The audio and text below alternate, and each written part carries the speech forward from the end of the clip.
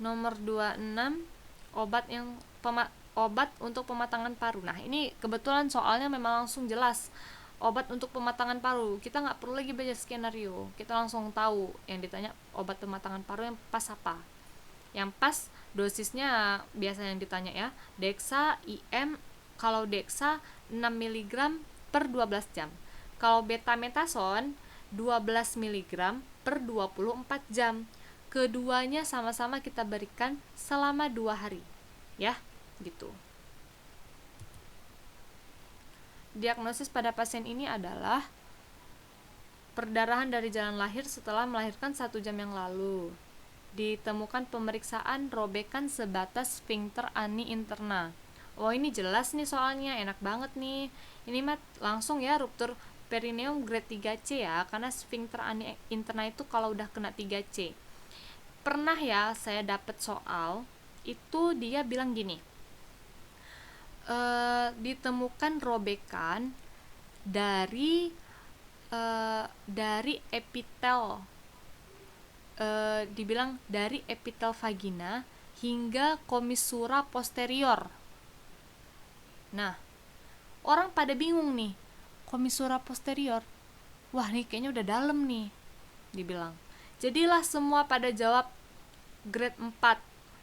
Semua pada jawab grade 4. Padahal komissura posterior itu letaknya di komissura posterior itu letaknya di bawah vagina ya. Kalau kalian lihat anatominya. Jadi epitel vagina ke komissura posterior itu masih grade 1 gitu. Ya, kalau misalnya kalian lihat lah ya anatominya, di sini pun gak ada gambarnya. Jadi saya juga menjelaskan, kalian ngawang gitu. Kalau kan kecuali kalau yang memang masih mahasiswa baru, ada yang ikut mungkin dia masih fresh gitu ya, langsung ngeh dia, oh ya komissura posterior di situ gitu. Jadi memang soal-soal grade itu kalian memang harus lebih kuasain anatomi kalau menurut saya, karena banyak soal-soal yang ditanya grade itu bahasa soalnya lain-lain. Jadi pernah soal pterygium orang nggak bisa jawab hanya karena tidak tahu lokasi anatomis. Nah, jadi itu kenapa saya selalu menyarankan untuk sering-sering bahas soal, karena bahasa soal itu berbeda dengan teori ya. Oke. Ini diagnosa nomor 28 yang ditanya, nyeri perut, hamil, jatuh dari tangga, perut teraba nyeri, vagina merah, vagina keluar darah merah kehitaman. Kalau dia ada nyeri, ada trauma, merah kehitaman pula darahnya, itu curiga solusio plasenta ya. Cara mudah ingat bedain dia, yang paling susah itu plasenta previa. Kalau plasenta previa dia nggak nyeri, merah segar, perdarahan berulang, ya nggak ada faktor resiko apa-apa, nggak pernah jatuh, nggak ada pemicu apa-apa. Tapi kalau solusio plasenta biasa ada riwayat trauma memang, atau pukulan, atau terjatuh gitu ya. Dan merah kehitaman, dia nyeri gitu sih. Kalau saya ingetnya gampangnya kalau solusio plasenta ini merah hitam karena darahnya udah numpuk lama di situ. Kalau misalnya plasenta previa kan memang masih segar ya, jadi warnanya merah. Untuk tata laksana, kalau perdarahan hebat baiknya tak tahu tersembunyi, ada tanda-tanda awal syok, maka dilakukan persalinan segera. Jika pembukaan serviks lengkap, ekstraksi vakum, tapi kalau belum lengkap maka SC. Oke, nomor 29, diagnosa hamil, keluar rembesan merah cerah. Nah, merah cerah saat bangun tidur, nggak ada masalah apa-apa kan dia. Kenapa ya kok bangun tidur malah keluar? Bukannya dia istirahat gitu ya kan, bukan saat aktivitas lagi. Terus dia pernah mengalami hal yang sama, berarti ada perdarahan berulang lalu hilang dengan sendirinya. Nah, ini memang ngarahnya ke plasenta previa ya, seperti yang sudah saya jelaskan tadi. Untuk grade-nya, kalau misalnya dia total, dia menutupi seluruh ostium. Kalau parsial menutupi sebagian. Kalau marginal dia letaknya di tepi ostium. Kalau letak rendah, dia hampir mendekati ostium ya. Untuk terapi konservatif eh, ya bisa dibaca seperti di sini ya, tapi biasa kalau ditanya terapi placenta previa itu lihat setting lokasi, karena placenta previa nggak selamanya harus SC ya, ada yang bisa PV loh. Nah jadi itu tergantung soal setting lokasinya bagaimana, terus kondisi pasiennya bagaimana di soal gitu. Oke ya.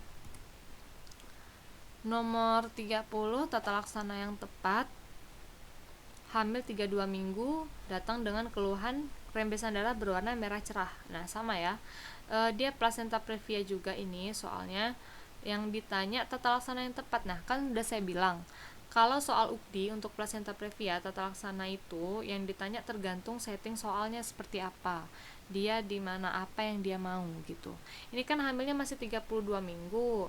Jadi kita kasih kortikosteroid dulu ya, karena kan nanti kalau misalnya dia terminasi kehamilan, di terminasi kehamilannya sudah siap gitu, jadi kortikosteroid dulu. Nah kalian harus tahu nih kortikosteroid itu diberikan tuh kapan. Jadi pematangan paru pada janin itu 34 minggu. 34 minggu memang masih prematur ya, masih preterm, tapi parunya sudah matang, jadi tidak perlu diberikan kortikosteroid. Ada tuh soal kayak gitu, dia menjebak, dia buat 34 minggu, 35 juga pernah 35 minggu.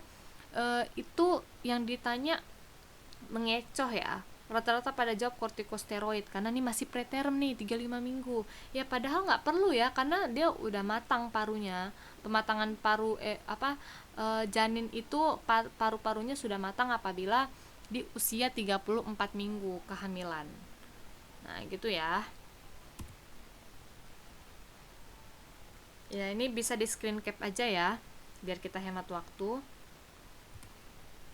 Nomor 31, hiperemesis gravidarum grade 2. Hamil 12 minggu, G1P0, datang dengan keluhan muntah-muntah. Muntah dialami sebanyak lebih dari 10 kali.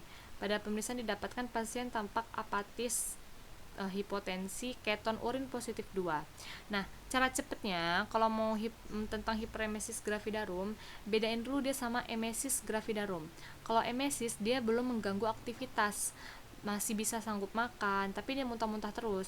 Kalau hiperemesis dia udah nggak bisa makan, terganggu aktivitasnya, karena itu yang membedakannya.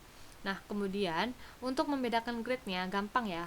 Kalau misalnya grade 1 dia belum ada keton urin dan dia memang muntah terus-terusan, tapi belum ada keton urin.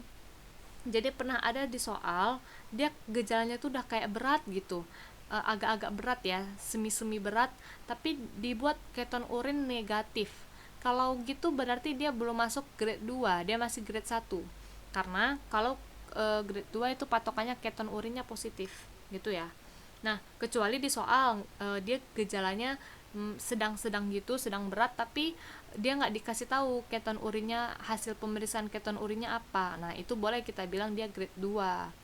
Nah, kalau misalnya ada hasilnya memang dibilang keton urin negatif, maka dia masih grade 1 gitu ya. Kalau grade 3 udah koma, udah gangguan kesadaran. Nah, itu gitulah, udah berat banget. Ini untuk tata laksananya bisa di screen cap aja ya. Ini klasifikasinya udah saya jelasin tadi ya. Cara cepet aja nih, kalau kalian baca pusing. Nomor 32, apa tata laksana yang tepat untuk kondisi ini? Hamil 18 minggu dengan keluhan keputihan berwarna putih menggumpal dan sangat gatal. Kalau sangat gatal bahasanya putih menggumpal ini udahlah kandida ini.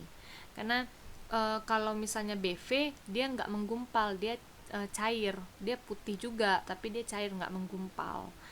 Terus dia gatalnya ya biasa-biasa aja, nggak sangat gatal. Kalau kandida memang dia sangat gatal, itu khasnya. Nah, untuk kandida dia, ini kalian harus hafal mati ya, hafal mati. Kenapa? Karena di soal itu jahat, kadang dia buat pilihan jawabannya semua masuk pilihan jawaban tapi nggak sesuai sama kondisi soal. Nah, kenapa nggak sesuai, maksud saya apa gitu, clotrimazole sub ini diberikan hanya pada ibu pada ibu-ibu ya, atau pada pasien yang sudah menikah, karena di pemberiannya itu sub intravagina. No, lihat ya. Tapi kalau pada pasien yang masih belum menikah, masih perawan gitu, itu kita kasihnya fluconazole sama itraconazole. Urutan nomor satunya fluconazole, nomor 2 itraconazole. Gitu cara jawab soal. Kalau misalnya dia emak-emak ya, tetap nomor satunya itu tetap clotrimazole yang 200 mg IV selama 3 hari. Baru lini keduanya 500 mg IV dosis tunggal ya. Karena soal itu kadang-kadang jahat, semua pilihan jawabannya itu merupakan jawaban, tapi kita yang nggak teliti. Ingat, jawab soal berdasarkan guideline yang ada dalam negeri, dan lihat urutan nomor-nomornya. Nomor 1 tetap ini, nomor 2 tetap ini, nomor 3 tetap ini gitu, tergantung pada ibu hamil atau orang yang belum nikah gitu ya. Sama juga kayak BV dan trichomoniasis. Yang nomor 1 tetap metronidazole 2 gram dosis tunggal, meskipun tersedia ini di pilihan jawaban. Jangan pilih ini karena ini alternatif. Yang nomor 1 tetap ini gitu ya. Kalau BV ada alternatif ketiga, clindamycin. Nah ini dia, tidak boleh diberikan pada yang bintang 1 ini fluconazole itraconazole, nggak boleh pada ibu hamil, ibu menyusui, atau anak di bawah 12 tahun, nggak boleh nih. Kalau misalnya yang bintang 2 nih kayak metronidazole ini, dia dianjurkan untuk menghindari minum alkohol. Oke ya. Apa diagnosa yang tepat? Benjolan tidak bertambah besar, tidak terasa nyeri, padat, kenyal, mobile. Oke, kalau udah mobile, tidak nyeri, itu FAM. Kalau misalnya dia nyeri tapi ada mobile benjolannya, itu masuknya bukan ke FAM lagi, tapi dia fibrokistik. Itu bedanya, nyerinya yang membedakan, yang lain sama. Bahasa soal gimana pun sama, tapi kalau dibilang nyeri, maminya itu fibrokistik ya. Kalau nah hati-hati juga, kadang ada soal dia bilang nyeri perut saat haid. Nggak ada hubungan kan nyeri perut saat haid dengan fibrokistik. Yang dimaksud nyeri itu di sini nyeri maminya, bukan nyeri perutnya ya. Nah itu juga tips trik jawab soalnya, karena semakin kalian bahas soal itu banyak-banyak, kalian akan semakin tahu bahasa soal, akan semakin tahu apa yang soal mau dari jawaban kita. Karena jawaban itu fleksibel, tergantung pilihan yang ada. Jangan pernah berharap muluk-muluk di soal UKDI bakal dikasih tahu jelas, enggak ya. Dia akan memberikan info yang singkat, tapi kalau kita sering bahas soal, kita tahu itu apa gitu. Nomor 34, suplemen apakah yang diberikan pada pasien agar tidak berulang? Oke, anaknya meninggal karena anencefali. Anencefali ini kelainan tub ya. Nah, kalau kelainan tub itu memang asam folat. Pemberian asam folat itu mencegah anencefali, kelainan neural tub yang lain. Neural tub tuh kayak spina bifida, meningokel, ya segala macem lah. Pokoknya neural tube defect.